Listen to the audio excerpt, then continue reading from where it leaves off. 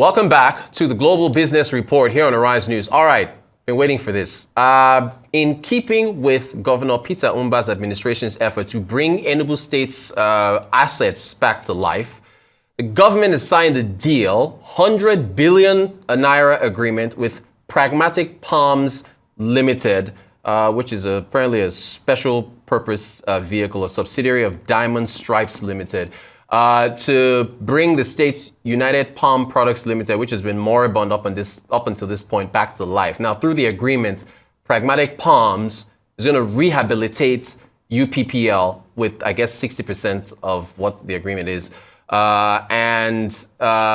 Basically one of the long abandoned agricultural and agro-industrialized projects of Dr. Emma Okpara and the late premier of the Eastern region. Now, Governor Peter Umba has assured investors during the agreement signing that you're looking at right now at the government housing in Enugu that the action was consistent with his administration's goal to boost the state's economy, which, and this is what he's trying to do, get from $4 billion to $30 billion. This is an investment outlay of about 100 billion naira. It's quite significant because we also view agriculture beyond food security. We see agriculture as business. And the truth is that we have humongous growth potential in that space. And so what we're doing here today is going to mark the beginning of great things ahead. We understand what it means to have the ease of doing business. And so we're going to ensure that this is going to be an experience that you're going to use as a reference point when you talk about your other investments in other states. We're going to make sure that this partnership works for the benefit of the company and also that of Enugu State. The economic significance of what we did today is, of course, there's a myriad of benefits to the state. The number of jobs it will create, the multiply effect in terms of increasing production in the oil palm industry. We know that oil palm is an export commodity. So you're not talking about the forex earnings it will bring to the state, and also the capacity, that is building capacity in-house, technology transfer, skill and knowledge transfer to the people of Enugu State. We are going to bring in a lot of equipment.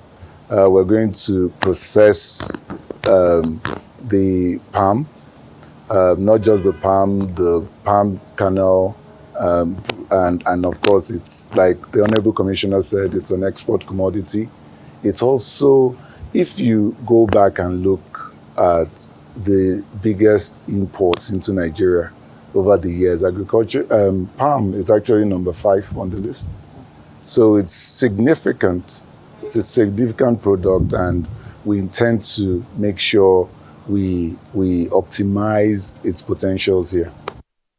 All right, the gentleman you just saw, well, he's in our Abuja studios. We're happy to talk to him, Professor George Nwangwu, Managing Director of Pragmatic Palms Limited. Good morning, sir.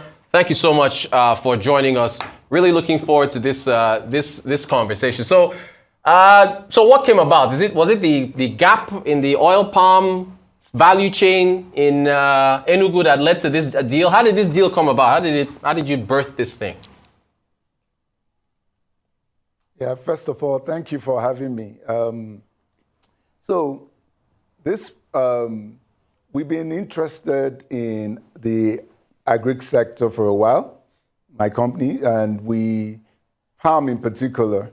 So we checked out the 2 palm plantations in the southeast. We checked out other palms and found out that it was encumbered. Then we went to Enugu State, checked out the UPPL, found out that it was moribund, but it was less encumbered.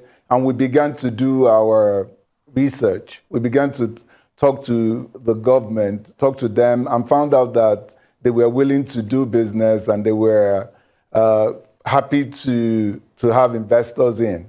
So, and then we went back and looked at the history of the plantation itself, like your news item said, it was Michael Okwara actually set up those palm plantations, and he had and the name, and we chose the name deliberately, Pragmatic Palms, because his philosophy was pragmatic socialism. So I came back to the office in Abuja. I picked up, went to the board, wrote out Project Pragmatic, and it sort of, from there onwards, it sort of propelled us to doing this transaction. What it stood for, the historical significance of this project, the fact that, and the fact that we were bringing to life such a huge, massive endeavor, and what palm did to for the economy of the Southeast at the time. All of that historical significance actually pushed us into this deal. And if you look around, palm is also very, very lucrative product. So yeah, it ticked all the boxes for us. Fantastic. So I guess what's your, and I'm glad you picked the name, Pragmatic, because I want us to get really realistic about what we're talking about here. Do you have any history with oil palm production? And also, what kind of due diligence, what is the oil palm potential of Enugu State? Maybe we should start there, and then also combine whatever you've done in the past in the palm sector. Okay, let's talk about that. So it's simple. If you look at the entire Southeast belt, it's a palm oil producing belt in Nigeria. Historically, it's always produced the palm. So if you look at the holding, about 95%, even across the country, 95% of the palm producers are small scale landholders, and so it made a lot of sense that if you had a big project there, that it will have significant effect. And the idea is not just that we have 6,700 hectares of palm of land with potential palm fruits, but the fact that we could aggregate the smallholders by just putting in processing mills across the entire span and aggregate them and then produce, because the major problem that they have is that they don't have milling equipment to mill their palms. So if we could aggregate them and provide technology, provide the equipment that is required, then it portends another big business. So it's very viable. And in terms of whether our experience, we do have, what we do very well at Diamond Stripes is we know business. We know business. We do have 3 agro-processing factories across the country. So we've been in the agro-processing business as well as infrastructure. We also operate own the concession to the port, the Onitsha port. So it made sense to provide, it's sort of, whatever we do in Enugu, its proximity to the port made a lot of sense. So no, to answer your question, no, we're not in the agribusiness, but we also came as a consortium. So we came as the promoters, project promoters. We have our financial partners, we have strategic partners, we have technical partners. We came loaded with people, organizations that actually do oil palm. Our technical partner has 20,000 hectares of palm already. So we had that. We're working with NIFOR, that's the Institute of Palm Research. We're working with Afro-Exim Bank. We're working with a number of financiers. So we came as a consortium. So yes, we're the project promoters, but it's teamwork. We came as a group, actually. Okay, so okay, well, So you came as a group. So you've got others, and I'm glad you mentioned research. But you see, Professor, one of the reasons why I asked the question is because, I don't know, Enugu State does not come up in conversation when you're talking about oil palm. I'm going to put up, some quotes for you on the screen. Hopefully you have a screen in front of you in Abuja. I'll just read some of this to you. The DFID, which is backed by the UK, the Department for International Development. So I pulled up, actually, I think we have, okay. So they said in general, from actual production of oil palm, Abia, Edo, Ondo, Rivers, Cross River are leading. They took a survey. They said, while the highest potential for yields from responses were, again, Abia, now they included Imo, Delta, Cross River, and Edo states. There's another bit of research we pulled from a palm player, ABC Machinery.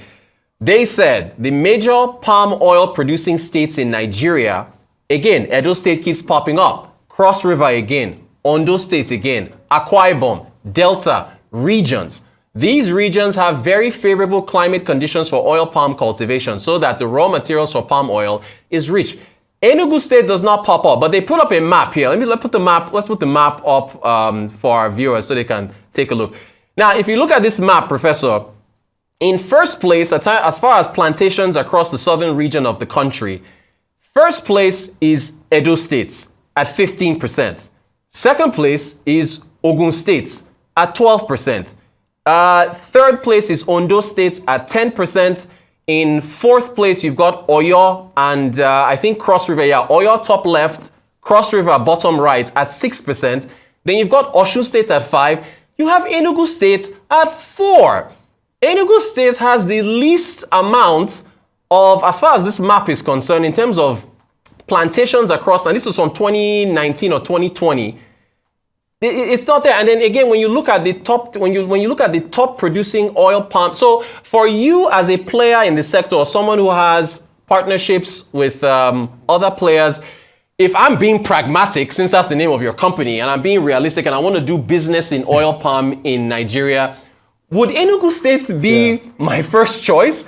Presco is a publicly traded company on the NGX. Presco. Okomu Oil is another publicly traded firm on the NGX. They are deep into oil palm. They're in Edo States. They're not in Enugu. So, I'm trying to, I'm just trying to understand here where the potential. Yeah, go ahead. No, it's a good thing you raised that. ABC Machinery that you raised, that you quoted, it's because I visited them, when we were doing our research. So they're a Chinese company, and we visited them when we were doing our research. So we know them very well. And the thing about statistics is we also did our research. I can pull up a number of papers on oil palm research, oil palm around the Southeast. And the good thing is that, and if you look, the reason why Enugu does not pop up there is because the major palm plantations that they have been moribund for years. And so that is what we are changing. So maybe by the time you pull up the research after 5 years, maybe it will be different. It should be different. No, but the reason why, Professor, just to jump in here, is the reason why it's not moribund because the output was pretty low compared to other states. I mean, if it's like a Ajaokuta steel, right? If you don't have the blend of iron ore or whatever to feed the Ajaokuta steel mill, you're not going to get the output. So they dumped it, right? And they've tried to resuscitate it for years.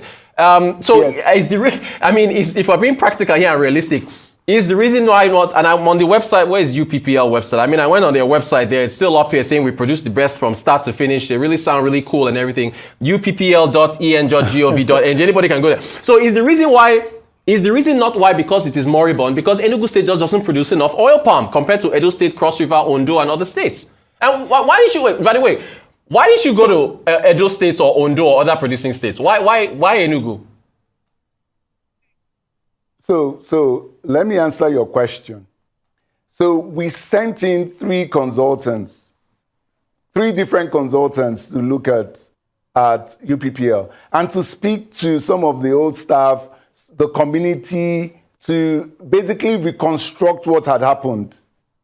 And UPPL went moribund basically because of the lack of management over the years. It just died. It was just inefficiency. So why didn't I go to Edo? Because Edo is already, you said you had Ekomu, you had Presco already there. And you want to do business where you're comfortable. Enugu State government basically made us comfortable and provided the enabling environment. And that is very important. In terms of, and we had people go in there, we had consultants look at the soil texture, look at everything in particular, look at the trees that were there, look at their production. We literally counted the trees in this plantation. We did a thorough due diligence. We started last year, and we only finalized this transaction a few days ago or last week or thereabout. So we had checked all of this, and Enugu State ticked the right boxes, UPPL ticked the right boxes, we checked the soil texture, we checked the trees there. There's still some trees that are left even after 15 years. There's still trees that are there. We checked everything that we need to check. And the most important thing is the enabling environment. We felt reassured, and that is a very big component. So you can, I've done this several times.